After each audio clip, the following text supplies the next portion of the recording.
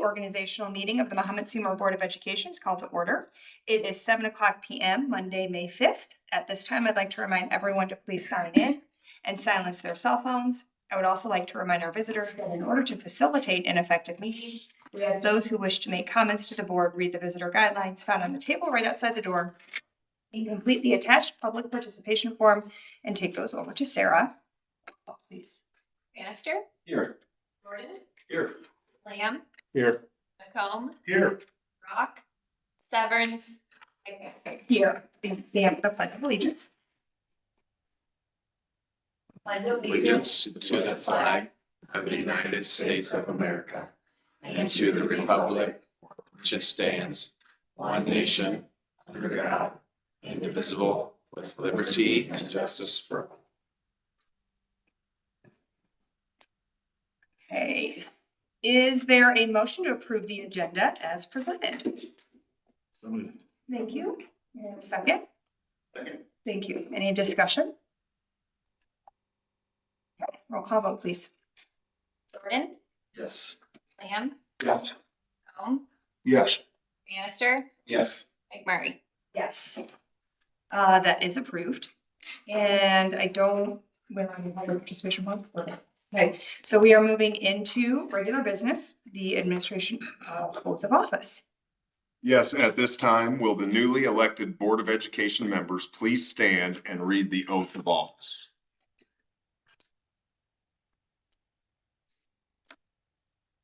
I, Sunny McComb, McComb, do solemnly swear that I will faithfully discharge the duties of the office of member of the Board of Education of Mahomet-Seymour Unit School District 3 in accordance with the Constitution of the United States, the Constitution of the State of Illinois, and the laws of the State of Illinois to the best of my ability. I further swear that I shall respect taxpayer interests by serving as a faithful protector of the school district's assets. I shall encourage and respect the free expression of opinion by my fellow board members and others who seek a hearing before the board, while respecting the privacy of students and employees. I shall recognize that a board member has no legal authority as an individual, and that decisions can be made only by a majority vote at a public board meeting. I shall abide by majority decisions of the board while retaining the right to seek changes in such decisions through ethical and constructive channels. As part of the Board of Education, I shall accept the responsibility for my role in the equitable and quality education of every student in the school district. I shall foster with the board extensive participation of the community, formulate goals, define outcomes, and set the course for Mahomet-Seymour Community Unit School District 3. I shall assist in establishing a structure in an environment designed to ensure all students have the opportunity to attain their maximum potential through a sound organizational framework. I shall strive to ensure a continuous assessment of student achievement and all conditions affecting the education of our children in compliance with state law. I shall serve as education's key advocate on behalf of students in our community schools to advance the vision for Mahomet-Seymour Community Unit School District 3, and I shall strive to work together with the district superintendent to lead the school district toward fulfilling the vision the board has created, fostering excellence for every student in the areas of academic skills, knowledge, citizenship, and personal development.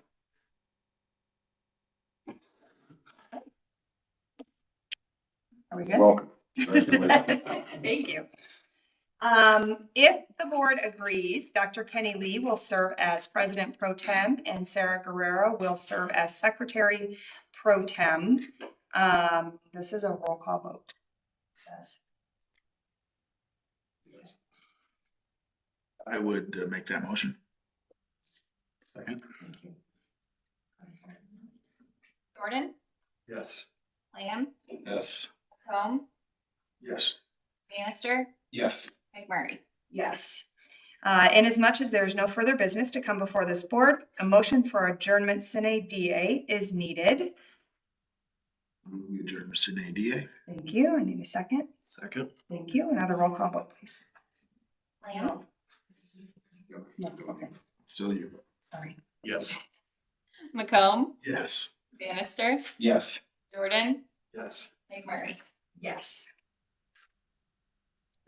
The meeting of the Mahomet-Seymour Community Unit School District Number 3 Board of Education will now come to order. Nominations are now in order for the office of the president. I nominate Sonny McMurray for president. Sonny McMurray is nominated for president. Are there any other nominations for the office of president?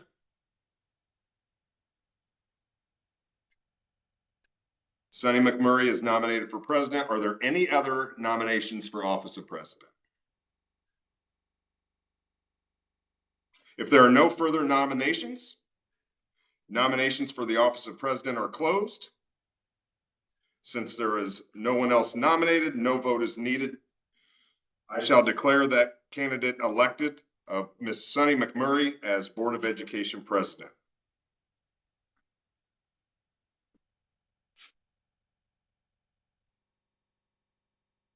The Secretary Pro Tem will now call the roll for voting on the office of president. Oh, wait a minute. Yeah, we don't have to. We're the vice president. Yeah. Okay. Nominations are now in order for the office of vice president. Jordan Rock. Jordan Rock is nominated in the office of vice president. Are there any other nominations for the office of vice president? Are there any other nominations for vice president?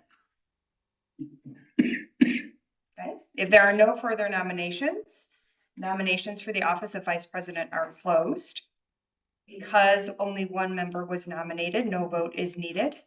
Jordan Rock being the only candidate nominated for the office of vice president, the chair hereby declares him elected by acclamation and directs the secretary to so record in the minutes. Sorry, there's a lot we don't know. Nominations are now in order for the office of secretary. I nominate Al Jordan. Kyle Jordan is nominated. Are there any other nominations for the office of secretary? Are there any other nominations for secretary?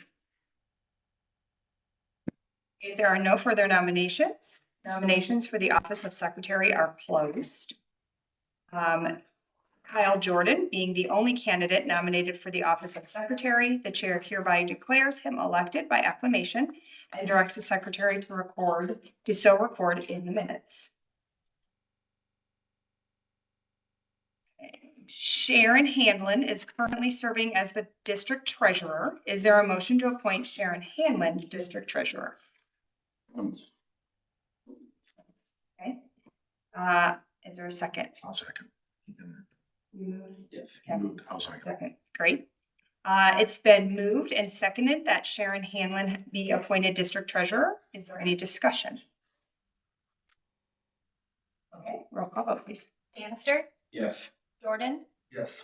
Lamb, Yes. McComb, Yes. McMurray. Yes. Okay, Sharon Hanlon is treasurer. Meetings are generally held at 7 p.m. in the board conference room at Middletown Prairie Elementary, but it was discussed at last month's meeting to move this time to 6:30 p.m. Regular monthly meetings are typically held on the third Monday of the month, but there are exceptions. Meetings held on the first Monday of the month are generally study sessions. Our proposed meeting schedule is attached with the time starting at 6:30 like we discussed.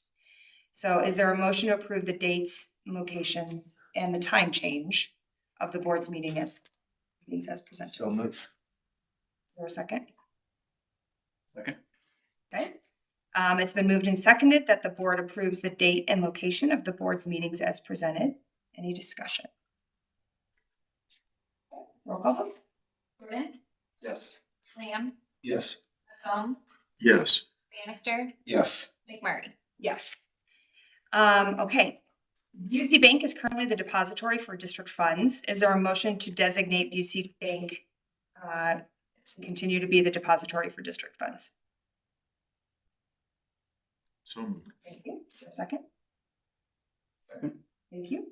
It's been moved and seconded that UC Bank be designated as the depository for district funds. Is there any discussion?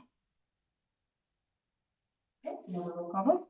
McComb, Yes. Bannister, Yes. Jordan, Yes. Lamb, Yes. McMurray. Yes. Okay, appointment of board recorder. Sarah Guerrero currently serves as the board recorder. Is there a motion to appoint Sarah Guerrero to continue as the board recorder? So moved. Thank you. Is there a second? Second. Thank you. It's been moved and seconded that Sarah Guerrero serve as the board recorder. Is there any discussion? Fine. Continuing in that role? Yes, ma'am. Okay, let's do a roll call vote. Bannister, Yes. Jordan, Yes. Lamb, Yes. McComb, Yes. Murray. Yes, that's approved. The superintendent recommends that the board allow the superintendent utilize the firms of Miller, Tracy, Braun, Funk, and Miller Limited, Franzik, PC, Dunn Law Firm, or Priya Buchek LLC at his discretion. Is there a motion to allow that? So moved. Is there a second? Second. It's been moved and seconded that the superintendent be allowed to utilize the firm of Miller, Tracy, Braun, Funk, and Miller TD, Franzik, Rattlet, I like my Dunn Law Firm, or Priya Buchek LLC at his discretion. Is there any discussion? Oh, please. Jordan, Yes. Lamb, Yes. McComb, Yes. Bannister, Yes. McMurray. Yes. A hearing officer, the superintendent recommends that the board appoint him to serve as a hearing officer for student discipline matters. Is there a motion to appoint the superintendent to serve as the hearing officer for student discipline matters? So moved. Thank you. Is there a second? Second. Thank you. It's been moved and seconded that the superintendent be appointed to serve as the hearing officer for student discipline matters. Is there any discussion? Okay, roll call vote, please. Lamb, Yes. McComb, Yes. Bannister, Yes. Jordan, Yes. McMurray. Yes. Okay, and that passes. We have one more item for new business, and that is our 2025-2026 handbook final exam procedure changes. I think it's better than right? Or is it just us? It's you, right? Yeah. Yeah. So I went back, as we talked last time, and visited with our division heads about some of the questions about the final exam. So I have some notes prepared just to kind of summarize our conversation with them. And so feel free to ask questions at the end if you wish. So just to try to shed some light on a couple things. Dual credit, we had some conversation about dual credit. That curriculum is set by Parkland, okay? So we have to give a final exam or a final project, or we have to follow those guidelines. So that's kind of a non-negotiable, so to speak, in order to keep the dual credit certification. AP courses, we had some conversation about that. Through the years, the number of students taking AP courses and not taking the AP exam is very minimal. I don't have exact data on that, but it's very small. It has happened. The final exams are designed to help students maximize their scores, thus saving them money by not having to take courses in college. There are some AP teachers who structure final exams over a 1 to 2 week period to help them prepare for the AP exams. The AP teachers that I talked to, and then the ones that are a part of our division head team, which a few of them are, felt pretty strongly about the final exams and what that brings to the table for them as far as preparing them for the final product. And Dr. Begbie shared the scores, but traditionally our AP scores have been pretty strong. Our kids have done well. We had conversation about the grade point average and raising that, and I think everyone agreed to that. And so we propose that we raise it to 73% off the 69.5. That still raises it up to, that's the range for C is, I think, 73 to 76.5. So that gets it up to that C range. And then the group shared that, or I want to share that the group decided they would not recommend any changes of the number of absences in regards to college visits, medical appointments, et cetera. And I want to provide a little background on that. So we've taken the attendance initiative very seriously and spent a great deal of time on it. We've looked at a number of ideas and tools to help build relationships, motivate students to improve their attendance, and help them understand the importance of attending school. Mr. Bailey and I know, well, all of our APs go to professional development throughout the year, and there's an AP summit, assistant principal summit that they go to. And I know there's a great deal of conversation. There's breakout sessions, and they go to and spend a lot of time on attendance, and that's a hot topic amongst assistant principals. And when they ask other assistant principals in your school, the ones that have it, what's been the biggest incentive that you've done that's made the most difference? Every year it's incentivized finals in some way, shape, or form. And that's been the biggest bang for the buck at the high school level. And so with that in mind, we also recognize that students need to miss school and honestly should miss school for various reasons. We're not suggesting that they shouldn't miss, and some of them have different things between illnesses, et cetera. In those instances where school is missed and exceeds the number of absences outlined in the incentive, I think our team felt like the final exam serves as a tool to make sure the students have reviewed and understand the curriculum and the objectives of the course. I can see, we talked about how people can maybe see this as a punishment or that you're being punished by taking the final exam. I guess our perspective is a lot different, that every student is walking. I mean, if we don't do this, every kid walks in and takes the final exams next year. Like, and this is just for seniors. We've kind of been charged with the task to continue to improve our attendance rates. I mean, we've had a lot of conversations about that around our school improvement plan and different things. And so this is one of the ideas, that we put forth after conversation at the division head level and with different people in our building about, and that's had, in talking to other schools, has had a positive effect. And so that's why we chose to go down that road. I think for our team, if we were to kind of, and it's different for every school, right? Like the number of absences. And we looked at a lot of different policies, incentive programs when creating ours. I think that's different. It's got to fit your school a little bit. But I think for us, that's why we landed where we landed on like the number of absences for the different reasons.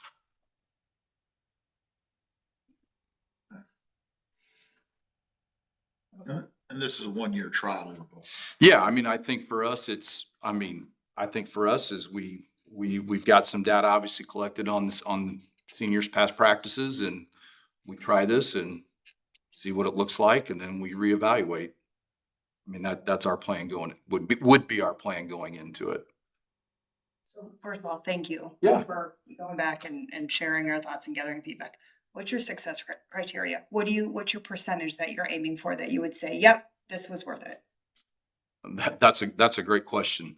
We're still compiling the data from senior finals. First semester and second semester senior finals look a lot different. Sure. Right. Sure. So senior grades were due today. Mrs. Burns said, "Do you want me to get it ready for tonight?" I'm like, "No, we've got other things we need to do than focus on the senior school. It's important, but not today. Yeah. Graduation's Friday." So I'll be on. What? Huh? Yeah. Yeah. Superintendent. And have your gown. Yeah, so to be honest, we haven't said like, this would be like, this is what we consider a success, with that. So think about that. Yeah, Because I that's think, fair. like having your goal, because I know like Yes. Bailey said, it would be a 1-year trial. Let's see how it goes. Yeah. Quick question, and I can't remember if you delineated this specifically in the handbook.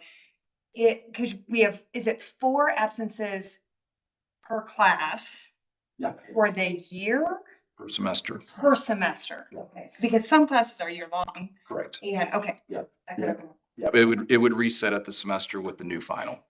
Yeah. Like, that makes sense. Yeah. Yep. Any other questions from you guys? Hope you expand it. Hope it goes to juniors and it's wildly successful and. Yeah, we'll see. I think I think our team feels like I said last time, there's still value in preparing for that final exam. To have a student learn how to do that. So those are conversations that we'll have and kind of weigh the impact of all that for sure. The grades move up. Yeah. They're there. Sure. So. Yeah. Incentivizing the right activity. Yeah. Hopefully it's so successful, we have to increase the grade. Yeah, for I sure. think I appreciate that it's coming from, like, you're right, like, it could be seen as punitive. That's not the intention. The intention is really to incentivize our kids to show up at school so that you can demonstrate your learning without even having to take a final. Right. Because, and like you said, if you're gonna be gone for 4 days, we need to make sure you actually have learned what you need to learn. I mean, that makes sense to me. Okay. Other questions? All right. Thank you.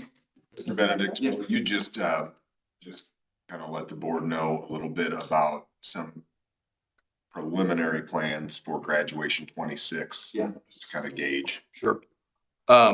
So if you remember some previous conversations, our date is early this year because U of I's graduation is the next weekend. And then we have final exams. And then if we were to, our date is normally next weekend, but with the way the U of I calendar worked, we're not getting it because they have graduation. Awfully stingy of them to want. Yeah. So we elected to go early, as opposed to doing it on the Friday of Memorial Day weekend because we're going to be out of school, with that. And we were kind of worried about getting people there to help run it, to be honest, and the band and everything, all the things that go into making it special. So that's why we elected to go with the earlier date. U of I in planning, we're always looking ahead. And so in talking with U of I, and this has been, they have a full house, what's called a full house show. If graduation would be considered half house, full house would be like for a basketball game, et cetera. They have a full house show potentially booked on our date for next year, and they will not promise us that date. They're working hard to get that booked. So if you look at their availability and then the way our school calendar falls is our last day of school is currently on May 22nd, which is Friday of Memorial Day weekend. We can get that date and they're working on finalizing a contract for us on that date because they will not guarantee us what would be our traditional date, what we've done the 2 previous years and the date that we're using this year. So it would move it off that Friday. So just, I'm not comfortable, and I talked to Dr. Lee about this. I'm not comfortable saying for you guys to vote on it just yet. I'd like to have that contract in place, but those are the conversations that we're having with the State Farm Center right now about graduation 2026. Is the IGSA state track? Yeah. So we've had to navigate that in the past. And what I can't remember if that's girls or boys. I think it's girls. Yeah. We've navigated that in years past when we've been at Crane or different times or just the way the calendars fell. And so what usually happens is those kids are certainly exempt from attending graduation practices mandatory. They would be excused from that. And then, between parents and different things, they bring them home after they compete so they can be to graduation on time.